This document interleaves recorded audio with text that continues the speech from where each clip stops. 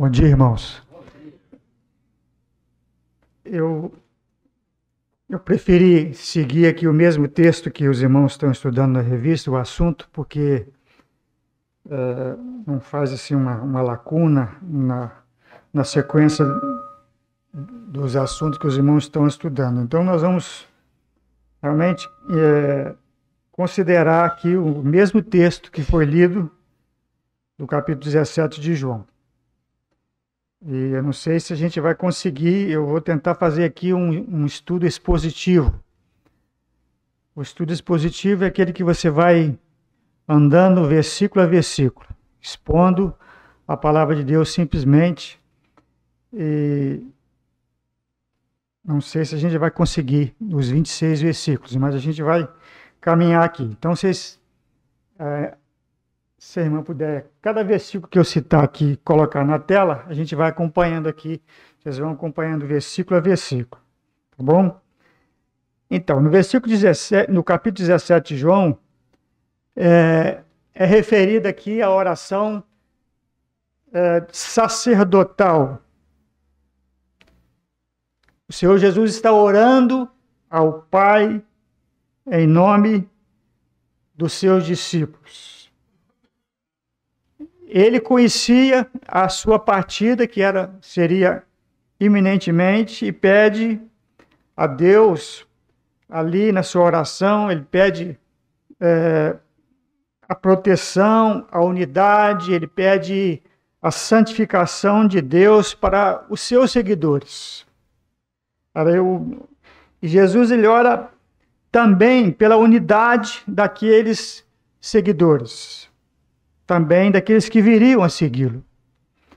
E ele enfatiza muito bem que eles estavam no mundo, eles estão no mundo, mas eles não são do mundo.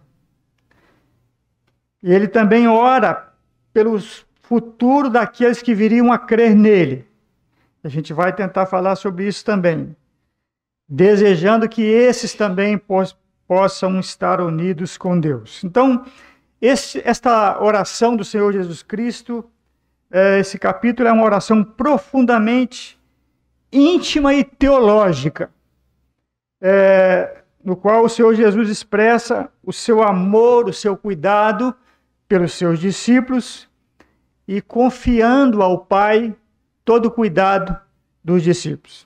Ele ressalta muito bem aqui a importância entre os crentes e da obra santificadora que Deus tem nas suas vidas. Muito bem. Fazendo essa introdução, a gente vai então começar aqui o versículo 1.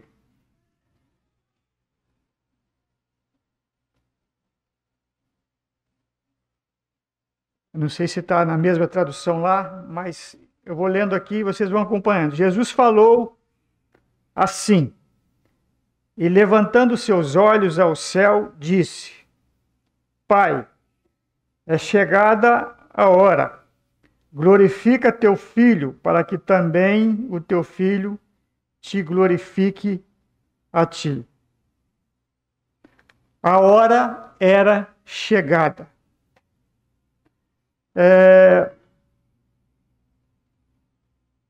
A hora do Senhor Jesus Cristo ser morto estava chegando. E ele inclui-se nesta oração. Apesar da sua preocupação ser com seus discípulos, nas duas partes aqui, o elemento aqui da dedicação está fortemente associado sempre à sua petição. Jesus diz que é chegada a hora. Glorifica teu Filho. Foi assim que o Senhor orou. Ele pede ao Pai que o glorifique. Ou seja, ele pede ao Pai que o Pai aceite o sacrifício que ele iria fazer, o sacrifício da sua morte. Ele pede ao Pai que o Pai aceite o momento tanto do seu sacrifício como também da sua ressurreição dentre os mortos. Ou seja, nesse versículo, o Senhor Jesus estava antecipando, irmãos, a sua morte na cruz. Levantando os seus olhos, Pai, é chegada a hora, glorifica o teu Filho. Então o Senhor Jesus estava aqui antecipando a sua hora na cruz. E nós temos a significância disto, que Deus ele respondeu essa oração do Senhor. Nós vamos, no tempo que a gente tiver aqui, nós vamos discorrer sobre isso. Tá? Então, como o Pai respondeu essa oração? Nós sabemos muito bem que o Senhor Jesus foi crucificado e ele ressuscitou dentre os mortos. E mais tarde o Senhor levou o seu Filho para o céu, para a glória, coroando ele de glória e coroando ele de honra, né? Para que o Filho te glorifique a ti. Continuou o Senhor Jesus orando aqui. O significado disso aqui está nos próximos versículos. Jesus ele glorifica ao Pai, dando vida eterna àqueles que creem. Glorifica teu Filho, para que também o teu Filho te glorifique a ti. Então, ele glorifica o Pai, né, dando vida eterna a todos aqueles que viriam a crer nele. Então ele traz grande glória a Deus, quando ele traz a glória para Deus, quando os homens, quando as mulheres, quando os seres humanos pecaminosos, eles se convertem a Deus, manifestam a vida do Senhor Jesus na terra, e isso glorifica o Pai. Então, é o que o Senhor Jesus é chegada a hora, glorifica teu Filho, para que também o teu Filho te glorifique a ti. Então, nesta hora, o Senhor, então, para que te glorifique a ti. Versículo 2. Vamos andando, porque senão o tempo não dá. Assim como lhe deste poder sobre toda a carne, para que dê a vida eterna a todos quanto lhe deste. Como resultado da obra da redenção do Senhor Jesus Cristo no Calvário, o Senhor Deus conferiu ao Filho o quê? Autoridade sobre toda a terra. Ele concedeu ao Filho autoridade sobre toda a terra. Se a gente olhar no capítulo 3 de João, versículo 35, o Senhor fala lá, o Pai ama o Filho e todas as coisas lhe deu na sua mão. Então, como resultado dessa obra da redenção do Senhor, o significado disso aqui realmente é Jesus glorificando o Pai, dando vida eterna àqueles que nele creem, trazendo glória para o Pai, né? Quando os homens, no fato de aceitarem a sua morte, crendo nele, vão manifestando a vida, né? Manifestam a vida do Senhor Jesus Cristo na terra, e nesse fato eles glorificam o Pai, para que o Filho te glorifique a ti. Então esse resultado da obra da redenção do Calvário. Deus ele conferiu realmente ao Filho autoridade sobre toda a carne. E essa autoridade autorizou o Senhor Jesus Cristo a conceder a vida eterna a todos aqueles que nele creem. Essa autoridade o Pai deu. Se a gente olhar o versículo João no capítulo 6, a gente vê isso. Tudo que o Pai me dá, virá a mim. E ao que vem a mim, de maneira nenhuma lançarei fora. Porque eu desci do céu, não para fazer a minha vontade, mas para fazer a tua. A vontade daquele que me enviou. E essa vontade do Pai que me enviou é que tudo quanto ele me deu, nada se perca, mas que eu o ressuscite no último dia. Então, essa autoridade autorizou a conceder vida eterna a todos aqueles que viessem a ele. Isso é importante, né, irmãos?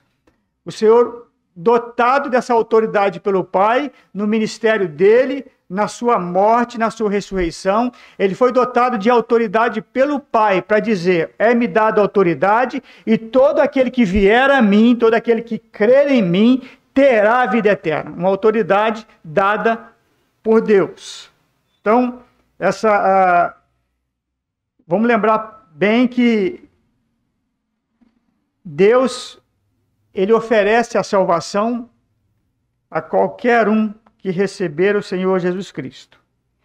Quando ele fala: assim como lhe deste poder sobre toda a carne, para que dê a vida eterna a todos quanto lhe deste.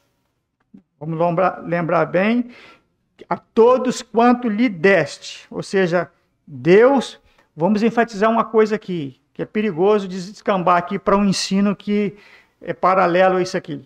Eu quero enfatizar que Deus, ele oferece a salvação a qualquer um que receber a ele como Senhor e como Salvador.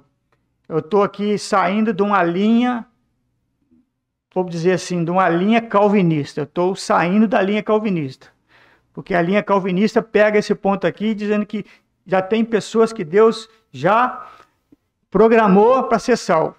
E eu estou batendo nessa tecla porque Deus, ele oferece a salvação a qualquer um que receber a Cristo. Não há ninguém que possa ser salvo ao confiar, que não possa ser salvo ao confiar no Senhor Jesus Cristo. Todos que confiam podem ser salvos. Versículo 3.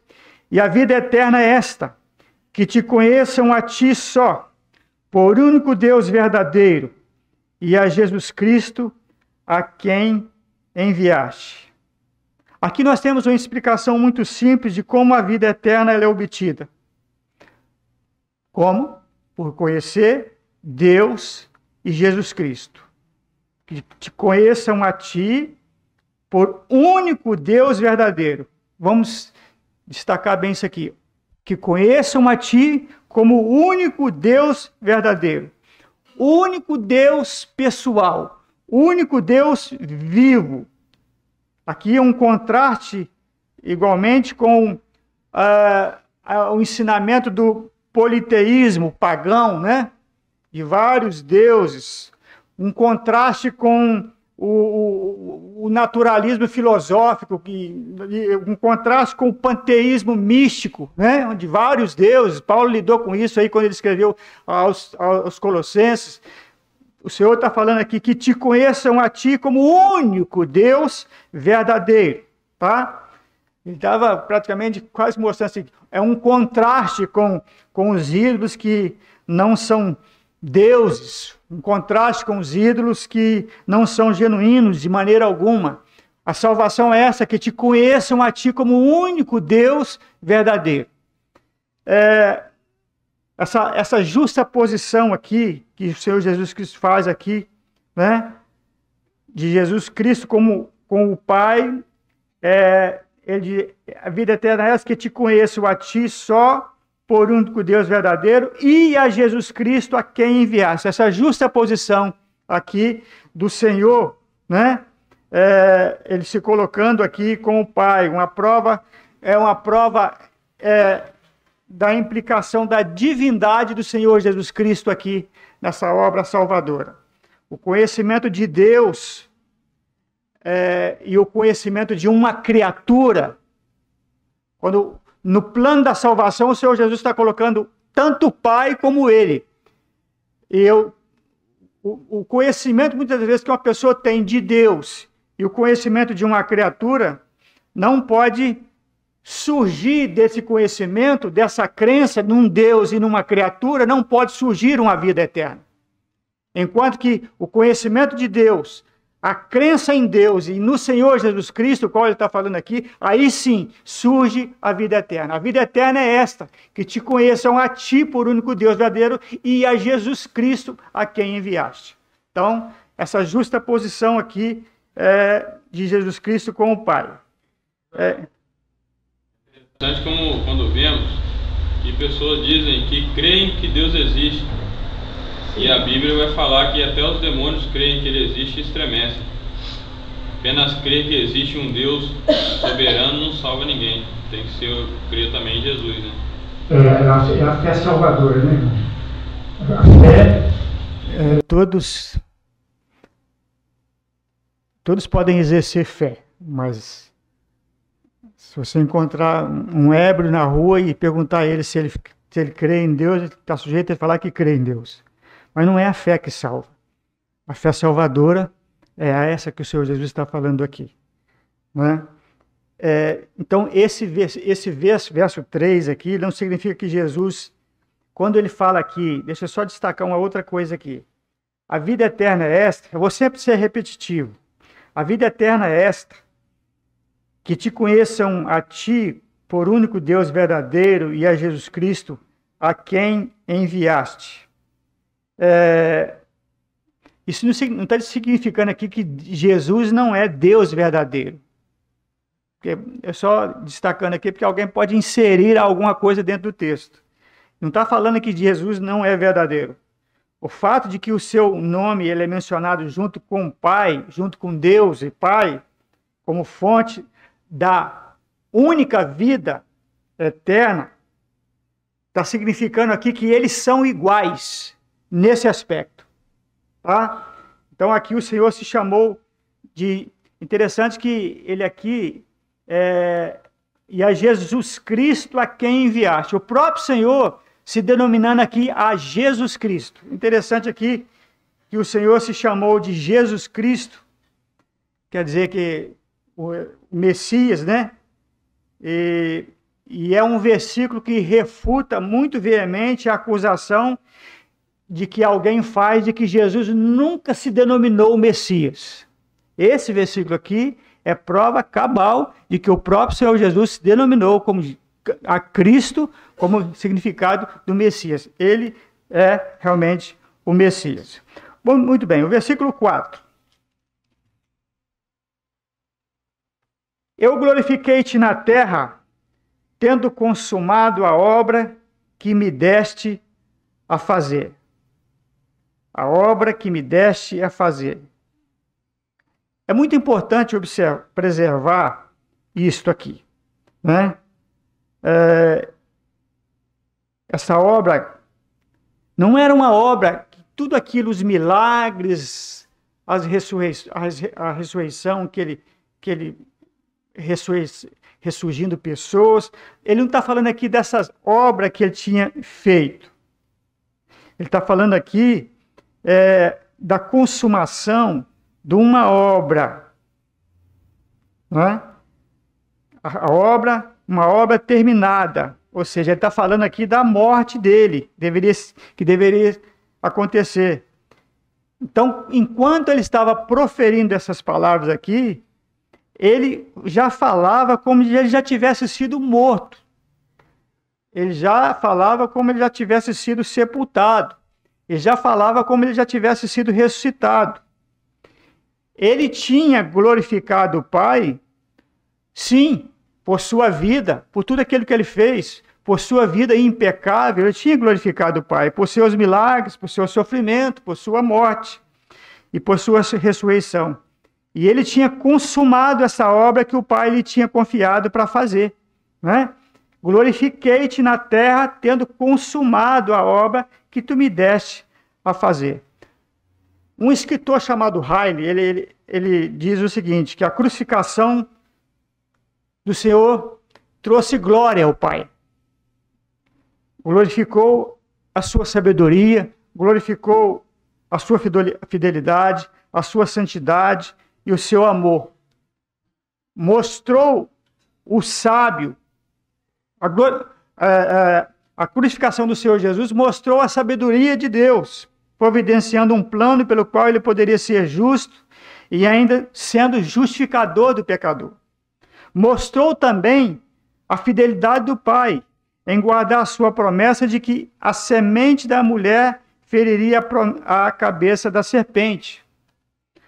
A crucificação do Senhor Jesus também mostrou um Deus santo, exigindo que a demanda da sua lei fosse satisfeita pelo nosso Senhor, que substituiu, nosso substituto.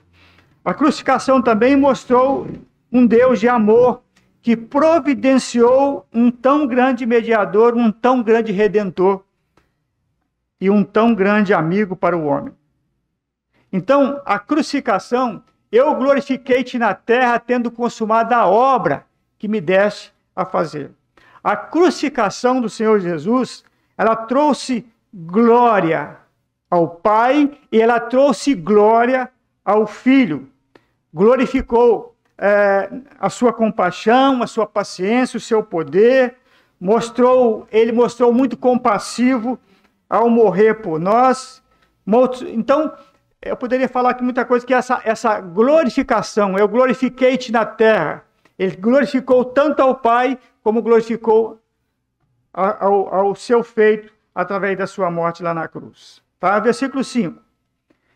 E agora glorifica-me tu, ó Pai, junto de ti mesmo, com aquela glória que tinha contigo antes que o mundo existisse. Irmãos, eu estou seguindo aqui, mas se alguém tiver dúvida e quiser me parar, pode, tá bom? Pode. A gente vê que aqui a petição está girando em torno da glória, né? Se alguém me perguntasse o que é glória, eu não teria uma definição rápida, né? Glória é a mesma coisa que exaltar. Eu te glorifiquei quando fui crucificado, eu exaltei o nome de Deus quando fui crucificado. Seria mais ou menos isso? Sim. Eu vou, no versículo 22, a gente vai tentar clarear mais isso aí, quando o Senhor fala assim: dei-lhes a glória. Aí a gente vai tentar clarear mais esse versículo 22. Inclusive, mas o Senhor está falando aqui que eu dei-lhes a glória que a mim me deste. Eu fiquei encabulado com isso aqui. Eu tinha estudado o texto, tinha analisado, e na hora de dormir, aqui ficou batendo na minha cabeça: o Senhor deu a sua glória. Eu vou voltar. Levantei e fui para o texto de novo. Porque a gente não consegue, eu particularmente não consigo ministrar alguma coisa se eu não consigo entender. Se eu não entender, eu prefiro não falar. Então eu voltei, levantei e fui analisar de novo. Mas a gente chega lá no versículo 22. Aí a gente bate nesse assunto aqui, irmão. Mas é mais ou menos dentro do que você falou aí. É o versículo 5 agora, né? E agora glorifica-me tu, ó Pai, junto de ti mesmo, com aquela glória que tinha contigo antes que o mundo existisse. Olha, Jesus aqui está rememorando aqui, a memória do Senhor Jesus se estende além do seu nascimento, além da criação do mundo, ele volta à eternidade, não é? Ele volta à eternidade. Quando ele estava em forma de Deus, quando ele era igual a Deus, né? Essa glória que eu tinha junto de ti, ou seja, essa glória que eu estava, quando eu estava do teu lado, Pai, quando eu estava do teu lado. E ele fala, então, agora glorifica-me tu, ó Pai, junto de ti mesmo, com aquela glória que eu tinha contigo. Antes do Senhor Jesus Cristo vir ao mundo, ele estava com o Pai no céu. Os anjos contemplavam ele, contemplavam o Senhor, viam no Filho de Deus toda a glória da divindade. Cada olho, obviamente, que o enxergava lá na glória, ele era Deus. Mas quando ele veio e habitou entre os homens, a glória foi o quê? A glória divina foi encoberta, por um momento. Quando ele desceu, a glória da divindade foi encoberta. Apesar de ainda ser Deus, isso não era evidente a maioria das pessoas de olhar para Jesus e ver nele Deus.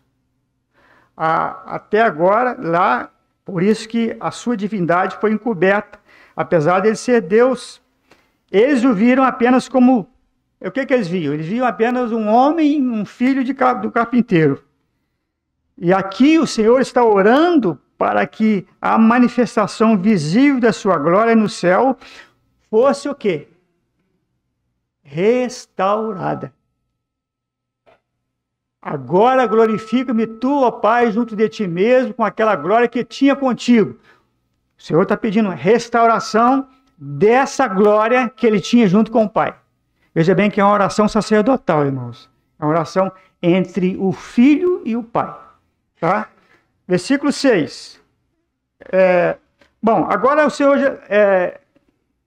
Jesus agora começa a orar pelos seus discípulos. Tá? Versículo 6 agora, até o versículo 19, ele começa a orar pelos seus discípulos. Olha bem. Manifestei o teu nome aos homens que do mundo me deste.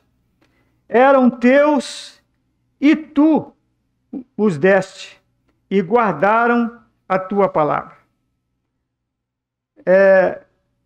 Jesus manifestara o nome do Pai aos discípulos. Esse manifestei o teu nome, esse o nome nas Escrituras significa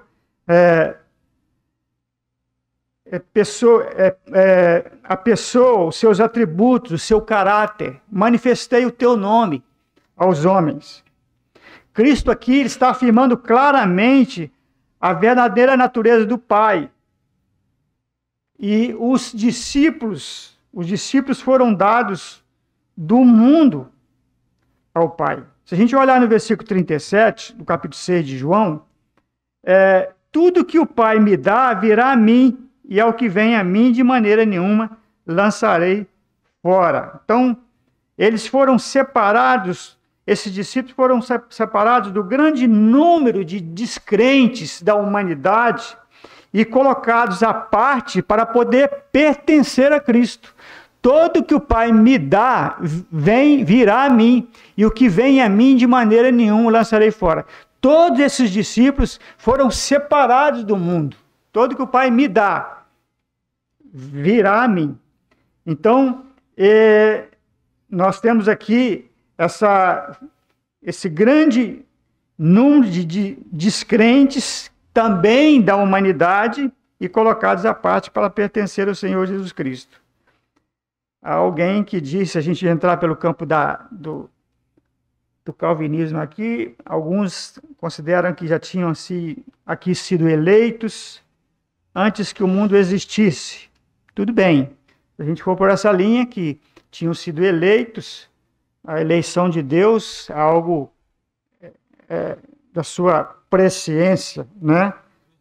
da sua onisciência, mas eles se tornaram de Cristo, esses que o Pai deu a eles, se tornaram-se de Cristo pelo dom, pelo sangue de Cristo, pela morte dele na cruz. Jesus morreu por eles, eles creram nisto, não é? Eles têm guardado a tua palavra, disse aqui o Senhor. É interessante. A predestinação, eu creio que ela tem muita... as pessoas dão uma dúvida por causa dessas palavras que é citada aí, né? As pessoas não entendem, parece que não conseguem separar a igreja na sua eternidade passada, a intenção de Deus de formar a igreja, né? Então, as pessoas acham que é individual, né? Ele salvou lá no passado e vai, né? Mas ele fala num contexto maior que a igreja, né? Individualmente, as pessoas têm que crer em Jesus. A gente olhar no capítulo 1 de Efésios, a gente vai ver isso bem claramente, isso sendo comprovado ali. O livro de Efésios realmente vai tratar ali da igreja e como fazer parte individualmente da igreja. Quando chega no versículo 13 do capítulo de Efésios, vai falar a forma de fazer parte dessa igreja gloriosa, né? Magnífica, que vai ter, né, todos esses privilégios na eternidade, né? Manifestei o teu nome aos homens que do mundo me deste. Eram teus e tu me deste e guardaram a tua palavra. É interessante aqui que eles guardaram, eles têm guardado a tua palavra. Apesar de todas as falhas dos discípulos, de todas as fraquezas, o Senhor, ele deu crédito aos discípulos como tendo crido e obedecido. O Senhor deu crédito aos discípulos como tendo crido e obedecido os seus ensinamentos, apesar de todas as falhas deles, né? Nenhuma palavra aqui de contra, aqui, tem um escritor, que Raisford, ele disse o seguinte: nenhuma alusão ao que tinham feito ou estavam a ponto de fazer, como chegar a abandoná-lo. O Senhor Jesus não faz alusão nesse aspecto aqui. Quando ele fala aqui, eram teus, tu me deste e guardaram a tua palavra. Né? O Senhor Jesus faz essa menção aqui. Versículo 7 e 8. Agora já tem conhecido que tudo quanto me destes provém de ti, porque lhes dei as palavras que tu me deste, e eles as receberam e têm verdadeiramente conhecido que saí de ti e creram que me enviaste. O Salvador, ele representara o seu Pai de uma maneira muito perfeita aqui. Ele explicou aos discípulos que ele não falava nem agia da sua própria autoridade, mas somente como o Pai o instruía. Então eles creram que o Pai tinha enviado, que o Pai enviara o Filho, né? Agora já tem conhecido que tudo quanto me deste provém de ti. Além disso, o Senhor Jesus, ele não deu origem à sua própria missão. Ele não deu origem à sua própria missão. Ele veio numa missão em obediência à vontade do Pai. Ele foi o servo, chamado servo perfeito de Jeová. Então, por isso que ele diz aqui que agora já tem conhecido que tudo quanto me deste provém de ti. Ou seja, tudo que eu sou, tudo que eu faço, eles conhecem que tudo provém de ti. Né? E versículo 8, porque lhes dei as palavras que tu me deste, e eles a receberam, e têm verdadeiramente conhecido que saí de ti, e creram que me enviaste. Então, a missão, a obra que Cristo fez, estava totalmente direcionado ao Pai. E os discípulos, eles creram nisso, que realmente vinha do Pai. Versículo 9. Eu rogo por eles, não rogo pelo mundo, mas por aqueles que me destes, porque são teus. Bom, é uma oração sacerdotal. E como sacerdote, ele rogou pelos discípulos, mas não rogou pelo mundo. Por quê? É interessante aqui, não rogo pelo mundo. Eles foram dados a Cristo, ao Pai, eles vieram do mundo. Eles foram dados a Ele do mundo.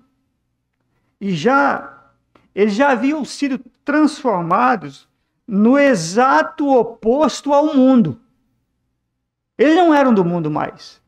Eu rogo por eles, não rogo pelo mundo, mas por aqueles que me deste, porque são teus. E com isso nós não vamos pensar que o Senhor Jesus não orou pelo mundo. Nunca rogou pelo mundo. Na cruz o Senhor Jesus orou pelo mundo. Na cruz o Senhor Jesus orou pela humanidade. Quando ele diz, Pai, perdoa eles, perdoa essa humanidade, porque eles não sabem o que fazem. Ali Jesus estava orando pelo mundo. Mas aqui, especificamente, Jesus está orando ao Pai uma oração sacerdotal. Aqui, especificamente, ele está orando como aquele que representava os crentes, representava os discípulos e os crentes perante o trono de Deus. A sua oração aqui era somente pelos seus, e não pelo mundo. Por isso que ele diz, eu rogo por eles, eu não rogo pelo mundo. Especificamente aqui, o Senhor Jesus está orando pelos seus discípulos e por aqueles que haveriam de crer nele. Versículo 10. E todas as minhas coisas são tuas, e as tuas coisas são minhas, e neles sou glorificado. Bom, essa união perfeita, conforme nós já falamos, essa união perfeita entre o Pai e o Filho, se encontra aqui mais uma vez, né? Todas as minhas coisas, e todas as minhas coisas são tuas, e as tuas coisas são minhas. Nenhum ser mortal poderia dizer essas palavras honestamente. Nenhum ser mortal poderia dizer essas palavras honestamente. Talvez a gente pudesse chegar para o pai e dizer assim: pai, todas as minhas coisas são tuas. Talvez a gente poderia chegar assim: Senhor, todas as minhas coisas são tuas. Mas dizer que todas as tuas coisas são minhas, aí é só o filho. Todas as tuas coisas são minhas, só o filho. Não é? É porque o filho, ele pôde dizer isso porque ele estava em igualdade com o pai. E por ele estar em igualdade com o pai, que ele podia orar assim: todas as tuas coisas são minhas. Tá? Versículo 11. Eu estou correndo porque senão não dá o tempo. E eu já não estou mais no mundo, mas eles estão no mundo. E eu vou para ti, Pai Santo, guarda em teu nome aqueles que me deste, para que sejam um, assim como nós. O Senhor Jesus, novamente aqui, ele estava antecipando a sua volta para o céu. Ele orou como se já tivesse ido, não é? E eu já não estou mais no mundo, mas eles estão no mundo. Ele orou como se ele já tivesse ido. Atente bem aqui para o título Pai Santo. Esse santo aqui, ele designa alguém infinitamente já exaltado. E pai indica alguém já muito intimamente próximo. Então Jesus está aqui orando, ele já, como já tivesse ido ao céu. Então, ele ora para que eles, e eu vou para ti, Pai Santo, guarda em teu nome aqueles que me deste, para que sejam um assim como nós. Essa oração do Senhor Jesus para que sejam um. O que é isso aqui? Para que eles sejam um como nós. Eles sejam um, está se referindo aqui à unidade do caráter cristão. O que é isso? Como o Pai e o Filho são um em semelhança moral, em caráter, como o Pai e o Filho são um nessa semelhança, assim o Senhor Jesus está pedindo que os cristãos, eles deveriam ser unidos nesse mesmo aspecto, na mesma semelhança do Pai e do Filho, em caráter, que eles fossem um e que eles fossem semelhantes, ou seja, explicando isso muito mais fácil, que eles fossem semelhantes a Jesus, que eles sejam um. Ou seja, ele está pedindo pela unidade, que eles sejam um em nós, porque eles fossem um caráter, que nós tivéssemos o caráter de Cristo, que nós fôssemos como Cristo e Deus é, essa unidade, por isso que ele pede, para que sejam um assim como nós. Então essa unidade aí, né?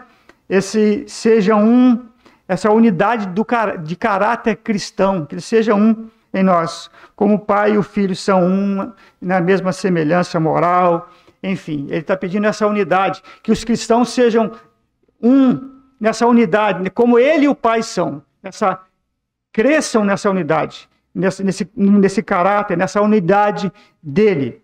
Versículo 12, estando eu com eles no mundo, guardava-os em teu nome, tenho guardado aqueles que tu me deste, e nenhum deles se perdeu, senão o filho da perdição, para que a Escritura se cumprisse. Quando ele estava com os seus discípulos, quando eu estava no mundo, né, estando eu com eles no mundo, quando ele estava com os seus discípulos, o Senhor guardava eles no nome do Pai. Isto é, pelo poder que o Pai tinha dado a ele, pela autoridade que o Pai tinha dado a ele, ele guardava os seus fiéis, né? E conforme ele está dizendo aqui, e eu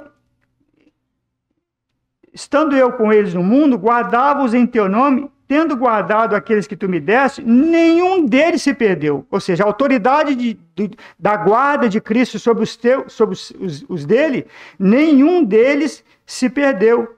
O Senhor Jesus disse, exceto um filho da perdição, isto é, Judas. Bom, um outro problema aqui. E a gente precisa ter cuidado aqui, porque os calvinistas pegam forte isso aqui também. Que Judas estava predestinado para a perdição eterna. Bom, um cuidado que a gente tem que ter aqui. Outra extremidade do calvinismo também, o arminianismo, também já ouviu dizer que Judas ele era salvo, só que perdeu a salvação. Né? No outro lado, né? Aí foi para o outro extremo, muito forte também. Né? Isso não significa que Judas era um daqueles que foram entregues ao filho pelo pai. Porque se ele tivesse sido entregue ao filho pelo pai, o que tinha acontecido com ele? Ele tinha sido guardado. Porque o Senhor Jesus está dizendo aqui, eu estando no mundo com eles, eu guardava eles em teu nome. E tendo guardado aqueles que tu me deste, nenhum deles se perdeu. Quer dizer, Judas ele não foi dado pelo pai ao filho, porque se ele tivesse sido dado pelo pai ao filho, ele tinha sido guardado. Ele não tinha se perdido. Seria uma contradição. Então, Judas ele era um daqueles que foram... Fala que ele não é salvo, porque senão ele não teria se perdido. Isso. Então, só batendo na mesma tecla, Judas era um daqueles, não significava que Judas era um daqueles que foram entregues ao filho pelo pai, ou que ele era um cristão genuíno. Não. A sentença aqui significa que os que me deste, qual é a sentença que o Senhor Jesus dá? Pai, os que me deste, tenho guardado. E nenhum deles se perdeu. Vou repetir aqui novamente. Mas o filho da perdição se perdeu, para que a Escritura fosse cumprida. Esse título aqui, o filho da perdição, não vou me deter muito nisso aqui, esse título, o filho da perdição, significa que Judas, ele foi consignado à ruína, uma condenação eterna. Judas ele não era obrigado a trair o Senhor Jesus Cristo. Ele não era obrigado a trair o Senhor Jesus Cristo para cumprir a profecia. O entendimento é esse. Ele não era obrigado a trair o Senhor Jesus para cumprir a profecia. Mas ele escolheu trair o Salvador. E agindo assim, a Escritura foi cumprida. Irmão, só para complementar, ali provavelmente o coração dele foi tomado mais pelo dinheiro do que pela misericórdia do Senhor com ele na mesa ali, né? Porque ele poderia ter, igual o senhor falou, ele poderia ter escolhido não trair Jesus, mas às vezes no coração dele o dinheiro falou mais alto, a ganância, a cobiça, né? Acabou levando ele a fazer o que ele fez, né? E algo que já tinha dentro dos propósitos eternos que alguém que Deus já conhecia, ele sabia que isso iria acontecer. Irmão, nem Deus nos obriga a aceitar a nossa vontade, né? É o caso aí. Isso. Então, o que a gente entende muito que ele escolheu trair o Senhor Jesus Cristo. E assim, dessa forma, a Escritura se cumpriu. Versículo 13, que eu não posso falar aqui. Mas agora eu vou para ti. A gente fala essa expressão aí, filho da perdição. Paulo vai falar em Efésios, filho da ira, filho da desobediência, né? Então demanda, filho de quem é, né? Então ele não se tornou um filho de Deus, né? Então demanda que nos conduz a um não salvo, não um salvo que se desviou, mas o não salvo que a conduz aí. Né? No Salmo 41, é aquela escritura que é dita, que refere a essa escritura, no Salmo 41, o Senhor está falando lá, até o homem que era meu amigo íntimo, em quem eu confiava, que comia do meu pão, se levantou contra mim. Levantou o seu calcanhar contra mim. Então, a escritura que é citada aí, não é? O versículo 13. Mas agora eu vou para ti, e eu acho que eu não vou conseguir chegar ao 26, não. Mas agora eu vou para ti, e digo isso no mundo, para que tenham a minha alegria completa em si mesmo. Falo isso no mundo, a minha alegria que eu experimento ao saber que tais intercessões devem ser feitas para eles, pelo Senhor. O que quer dizer isso, irmãos? Vou para ti e digo isso no mundo para que tenham a minha alegria completa em si mesmo. O Senhor Jesus estava explicando por que ele estava orando na presença dos seus discípulos. Uma oração feita na presença dos seus discípulos. Era como se lhes estivesse dizendo assim, olha, essas são intercessões que eu nunca vou cessar de fazer lá na presença do Pai. Vou para ti e digo isso no mundo, para que tenham a minha alegria completa em si mesmo. Essas intercessões que eu estou fazendo aqui, elas nunca vão cessar. Um dia, em tempos, no céu, perante o meu Pai. Mas agora, eu faço essa intercessão aqui no mundo, perante vocês, para que vocês possam entender mais distintamente como eu vou estar ocupado em promover o bem-estar de vocês aqui. Eu vou estar orando diante do Pai em promover o bem-estar de vocês aqui, para que vocês possam ser feitos participantes, em grande medida, da minha alegria. É o que o Senhor Jesus estava querendo falar aqui. Eu estou orando perto de vocês, vocês sabem que eu vou sair, vou estar com o Pai, e eu vou continuar intercedendo por vocês aqui, e vocês tenham a minha alegria. Tá? Versículo 14. Dei-lhes a tua palavra e o mundo os odiou, porque não são do mundo, assim como não sou do mundo. O Senhor deu a palavra de Deus aos discípulos e eles a receberam. E como resultado, o mundo o quê? Virou as costas para eles. Né? O mundo os odiou. E eles tinham as características do Senhor Jesus e por isso que o mundo desprezou eles. Eles não se encaixaram no esquema. Eles não se encaixaram no esquema do mundo. E por isso o mundo os odiou. Esses são os dois resultados aqui do discipulado do Senhor Jesus Cristo. Né? De um lado, o Senhor protegendo eles, com o dom da palavra, e do outro lado, o mundo odiando eles. O mundo os odiou. Versículo 15. Não peço que os tires do mundo, mas que os livre do mal. O Senhor não orou aos cristãos para estar lá no lar celestial imediatamente. O Senhor fala que vocês têm que ficar aqui a fim de crescer na graça, a fim de crescer no testemunho. Vocês precisam continuar aqui testemunhando. Eu peço que não peço que os tire do mundo, mas que os livre do mal. Vocês precisam continuar testemunhando aqui. Por isso, embora ele garantisse a sua própria segurança no céu, ele deixaria o mundo sem bênçãos se ele tirasse os seus naquele momento. Então, o mundo precisava do testemunho dos seus, como o mundo precisa do testemunho da igreja hoje, dos nossos dias. A oração de Cristo foi que pudessem ser guardados do mal.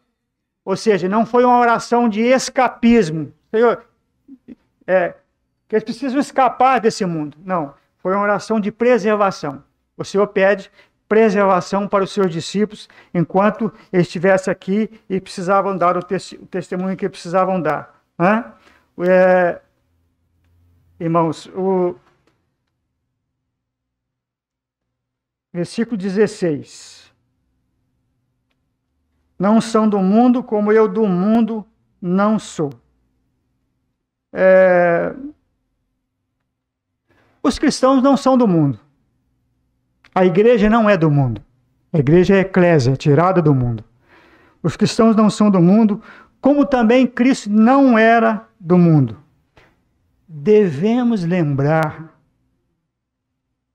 disto quando nós fomos tentados a participar de alguma diversão mundana.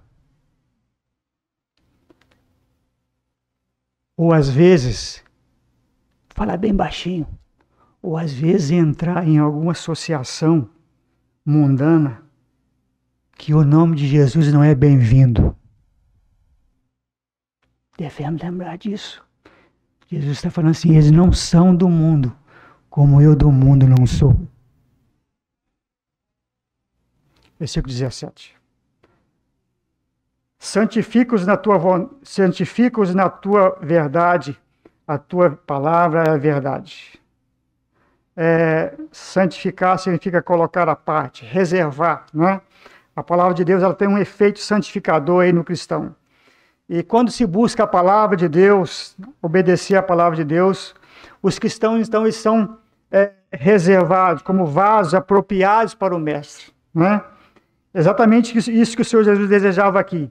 Ele queria um povo reservado, ele queria um povo colocado à parte para Deus, separado do mundo e útil para Deus, e não misturando com o mundo. Irmãos, se eu abrir um parênteses aqui sobre a igreja, como é que a igreja está no mundo hoje, aí eu não vou entrar a abrir esse parênteses. Não tem como. Parece que os crentes estão pensando que o céu é aqui na terra. Parece que a igreja esqueceu de clamar. Fazer o clamor da volta de Cristo. A igreja... eu estou ministrando já tem 1 ano e meio que eu faço uma live para uma igreja no Rio. Toda terça-feira às 20 horas. E os irmãos pediram que eu estudasse escatologia com eles. Estou estudando escatologia. Eu acabei abrindo parênteses, né? E um irmão disse assim, mas orar para que Cristo venha, amar a vinda de Cristo, mas eu tenho a minha família toda fora da presença de Deus. Irmãos, tem crente que pensa dessa forma. Aí eu falei, eu vou estudar, irmão, para te responder essa pergunta. E eu respondi a pergunta. Mas eu não vou responder aqui para vocês, não. Só eu usei o capítulo 24 de Mateus, versículo 14 ou 15, que só quando o Senhor fala assim, e esse evangelho do reino, ele vai ser pregado em todo o mundo. E então virá o fim. Eu disse assim, olha, se alguém nesse mundo não tiver, nós temos que orar para a igreja, mas como orar para a igreja voltar, para a igreja subir, para Jesus buscar a sua igreja. E se alguém não ouviu a palavra, ele vai ouvir ainda. Esse evangelho ele vai ser pregado, não o evangelho da graça, mas o evangelho do reino, ele vai ser pregado em testemunho a todas as nações. Irmãos, não vai ter uma pessoa que vai chegar diante de Deus e dizer, eu não ouvi. Vão ouvir. Mas, no entanto, o compromisso que a igreja tem de pregar a palavra de Deus hoje, nos dias atuais, esse compromisso que Deus nos deu para pregar e testemunhar de Cristo, se Deus depender do testemunho da igreja aqui na terra para ele vir, ele nunca virá. Infelizmente. Ele nunca virá. Porque a igreja está adentrando para dentro do secularismo de uma forma tremenda, com grande triunfalismo e com tantas coisas, que o evangelho de Cristo, a cruz de Cristo está ficando esquecida. As pessoas não sabem mais o que é arrepender de pecados, crer em Cristo como Senhor, como Salvador. As pessoas querem saber dos seus problemas serem resolvidos, das suas finanças serem resolvidas, do seu desemprego, da sua saúde ser restaurada, enfim, de um triunfalismo tremendo. É isso que a igreja está adentrando hoje. E se Cristo depender da igreja hoje, ele nunca volta. Pelo menos é o que eu penso. Mas ele vai voltar. Que nós temos que saber que a salvação, ela nos conduz a um corte na nossa vida. Tem que haver um corte, tem que ter clareza daquilo que eu morri, né? O corte, é ter plena convicção disso. Esse corte que não está vendo, né? É aquela coisa, é uma mensagem que a gente às vezes, até a gente às vezes fala, as pessoas reclamam com a gente, tá tudo ruim, isso acontecendo, você tem que ir para a igreja, você tem que ir para a igreja, né? A gente às vezes fala essa coisa também, né? Nós vamos ter que se converter, tem que haver esse corte, né? Paulo falou muito disso nas cartas de Filipenses, sobre a dedicação dos cristãos com ele, né? Esse testemunho. Eu vou respeitar o horário aqui, eu parei no versículo 18, não tem como seguir mais. Eu sabia que eu não ia conseguir os 26 versículos, mas seria tão bom se a gente conseguisse chegar até o versículo 26, que inclusive o versículo 22 ficou sem responder. Eu te digo, você está falando aí sobre a igreja que está ficando, aparecendo como o mundo. As igrejas estão entrando no modernismo. Não tem outro assunto. Porque o crente ele precisa ser crente da porta para dentro e da porta para fora. Isso estava na oração que o Senhor Jesus fez, irmão. Pois é. Que eles sejam nessa identificação com Ele e que eles fossem realmente testemunhas aqui nesse mundo. Eu não sei, eu não consigo. Bom, eu não sei se daqui a alguns anos como é que vai ser, né? Como vai ser, nós não sabemos, mas pela misericórdia de Deus, Ele ainda tem usado ainda um remanescente, né? Para continuar pregando a palavra de Deus, para tirar as pessoas do mundo. Mas uma coisa é certa, irmãos, não vai chegar uma alma sequer diante de Deus com desculpa, porque não ouviu a palavra. Porque todos vão ouvir, de uma forma ou de outra, vão ouvir a palavra de Deus, né? Seja agora, esse tempo da graça, dessa dispensação, ou seja, na próxima dispensação, que pessoas que não tiveram a oportunidade de ouvir a palavra, porque eu creio que as pessoas que não tiveram a oportunidade de ouvir a palavra, elas vão ouvir a palavra de Deus. Agora, terá pessoas que rejeitaram e que pisaram no nome de Cristo. Rejeitaram, literalmente, rejeitaram a palavra, receberam a palavra e rejeitaram a palavra de Deus. É aquilo que Paulo escreve. Deus enviará a operação do erro para que creiam na mentira, porque eles quiseram crer na mentira. Eles rejeitaram a verdade e eles vão crer na mentira. Se não quiseram a verdade num tempo de graça, eles vão receber a verdade num tempo de tribulação, né? Mas eu creio, Tim LaHaye, ele diz que o evangelho do reino ele vai atingir as pessoas que não foram atingidas pelo evangelho da graça. É um outro assunto que a gente entrou, desculpa, irmão, mas a gente estava dentro disso. Irmãos, até logo mais, se Deus quiser.